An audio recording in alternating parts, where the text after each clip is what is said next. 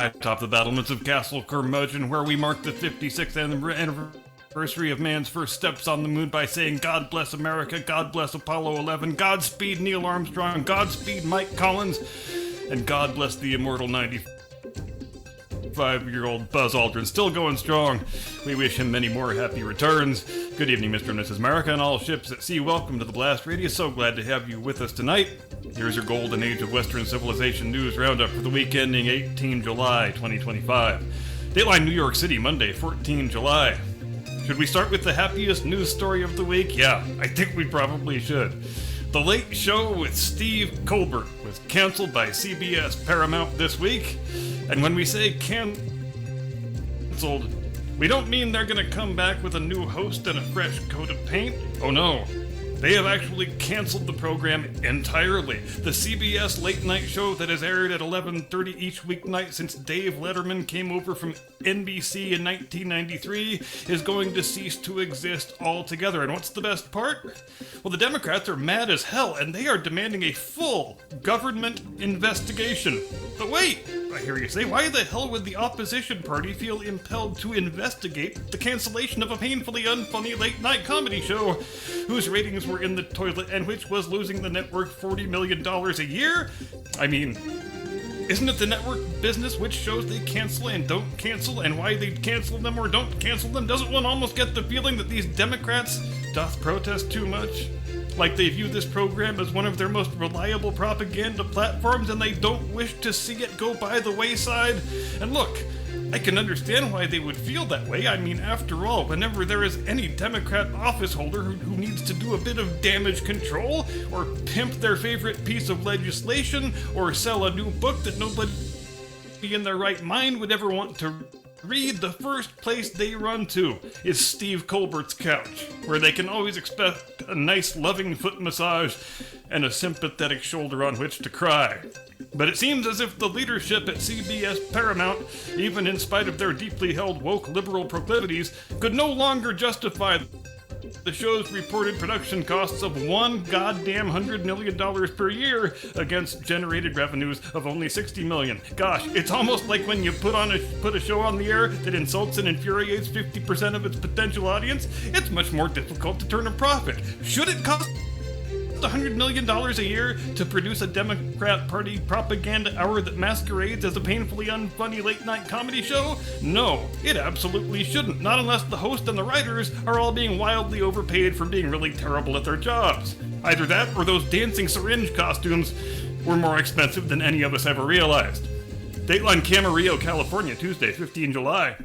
A California State University professor was arrested earlier this week for allegedly throwing a tear gas canister in the direction of Immigration and Customs Enforcement agents as part of a protest against a law enforcement raid of a cartel-operated cannabis farm in Central California, at which 10 illegal alien migrant children, also known as child slaves, were found to be a part of the labor force. Because there is nothing that says I'm here to protest in favor of a morally righteous cause like being in favor of child slavery. And look, I ain't no fancy college professor like Jonathan Anthony Caravello is. In fact, I ain't got no fancy book learning to speak of, but I'm still going to offer a helpful tip to our friend the professor. Dude?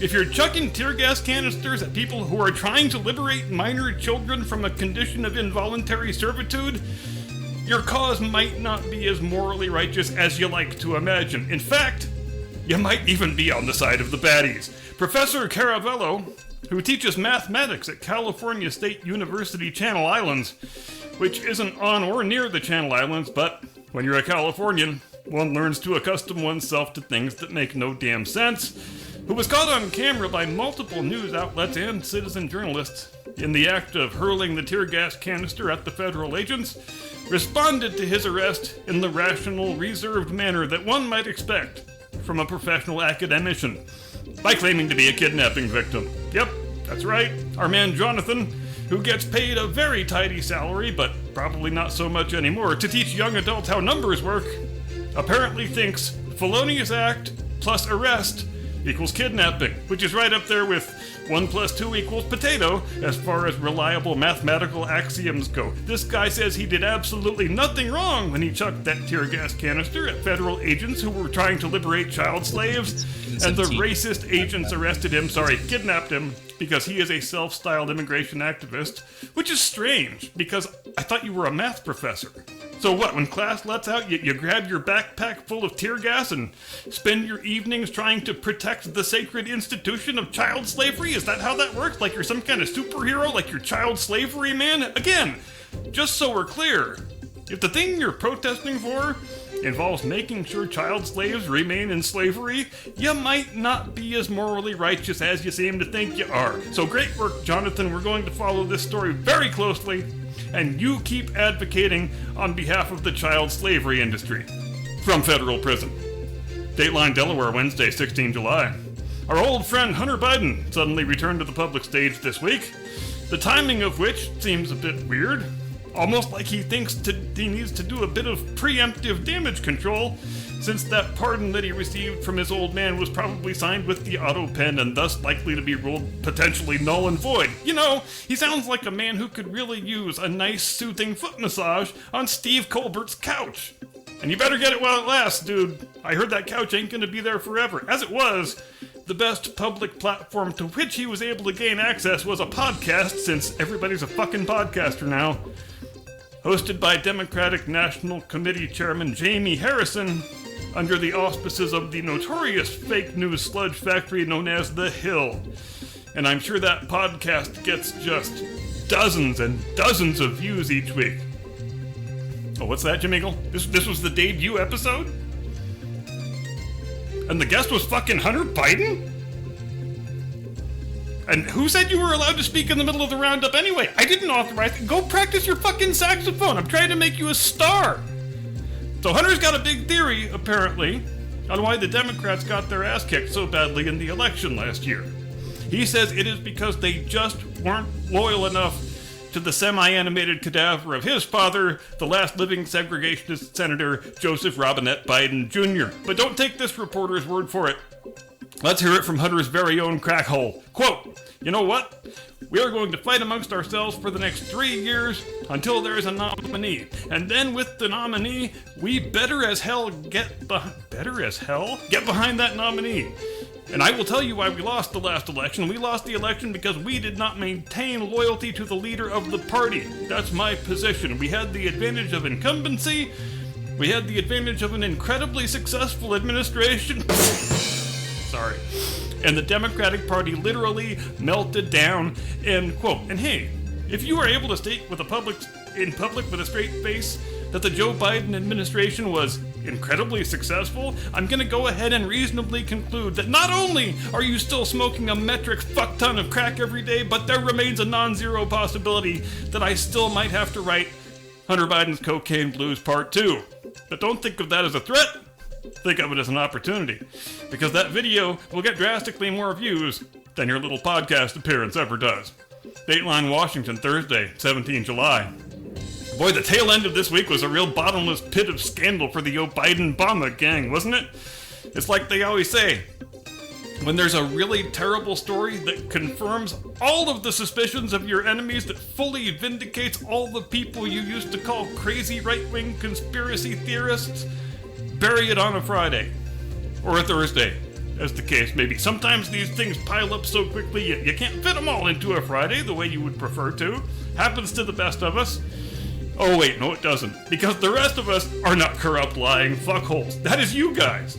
So Thursday brought the news that in late 2016, after they had already lost the election, the Obama administration engaged in what Director of National Intelligence and former Democrat presidential candidate Tulsi Gabbard describes as a, quote, treasonous conspiracy to manufacture intelligence in order to create the false impression that President-elect Donald Trump was a Russian intelligence asset and that Russia had directly interfered in the 2016 election by means that they never seemed to have much interest in explaining. And this was all to ensure that Trump that Mrs. Clinton defeated Mr. Trump. And there's a memo from the 8th of December 2016 that DNI Gabbard just declassified, an excerpt from that day's presidential daily brief that contains the following assessment from President Obama's own intelligence officials, quote, "We assess that Russian and criminal actors did not impact recent U.S. election results by conducting malicious cyber activities against election infrastructure," end quote. And this December memo follows on from an earlier October memo, which was prior to the election, that stated, quote, "We assess that Russia lacked the intent and capability to hack U.S. elections, period," end quote. So did the Biden-Obama gang listen to the assessments of their professional intelligence analysts? Of course they didn't. They buried those assessments at the bottom of the deepest trash can, then they set the trash can on fire, and they kept right on running with their 100% bullshit narrative that they damn well knew was 100% bullshit. Why? Well, because they were pissed off that Trump beat them and they wanted to destroy his presidency by any means at their disposal. You know, because they are such very patriotic Americans who have such deep and abiding respect for institutional norms. And you don't need me to tell you how many people fell so hard for the Trump-Russia narrative because they just didn't want to accept that Trump really had defeated Mrs. Clinton in an election that was supposed to be just a formality, a necessary prelude to her inevitable coronation as the first woman president. And you remember how these people used to act. If you pushed back on any aspect of their deeply held belief that Trump was a Russian intelligence asset and a bought and paid for Putin stooge, well, obviously, the only explanation for that is that you are also a stooge for Russian intelligence. So what's the weather like in Moscow today, Vladimir? Seriously, if I had a nickel for every time some crazy person said that to me, I'd have several dollars. And if you heard a strange sound in the middle of the night on Thursday, that was Senator Adam Schiff dropping off the face of the earth for at least the next several weeks. Dateline Washington, Friday, 18 July. So which story this week was so bad for the Biden-Obama gang that they saved it for Friday and dumped the Trump-Russia hoax thing onto Thursday? Well, at the risk of telling you fine people more things you already know, because you weren't fucking born yesterday, documents obtained this week by America First Legal through a Freedom of Information request indicate in no uncertain terms that, yup, President Joe Biden and Attorney General Merrick Garland consciously and intentionally abused the limits of federal jurisdiction in order to criminally investigate and to charge concerned parents who spoke up in local school board meetings against the administration's draconian policies on China virus restrictions, child transgenderism, critical race theory, and other such things. To put it a different way, you remember how that dad in Loudoun County, Virginia, got gang-tackled by a dozen cops and bundled off to jail and charged as a domestic terrorist for trying to get up and ask what the district was going to do about his daughter getting raped in the girls' restroom by a transgender-identifying male student? That was no accident. Those instructions came directly from the White House. That's the way Biden and Garland wanted all dissenters to be dealt with. But wait, I hear you say. What possible jurisdiction does the federal government have over anything that takes place in a local school board meeting? Well, that doesn't matter. What matters is, if you speak out against Joe Biden's policies, you should look forward to being hogtied and thrown into solitary and treated as a domestic terrorist. And you know who was most horrified about the whole thing?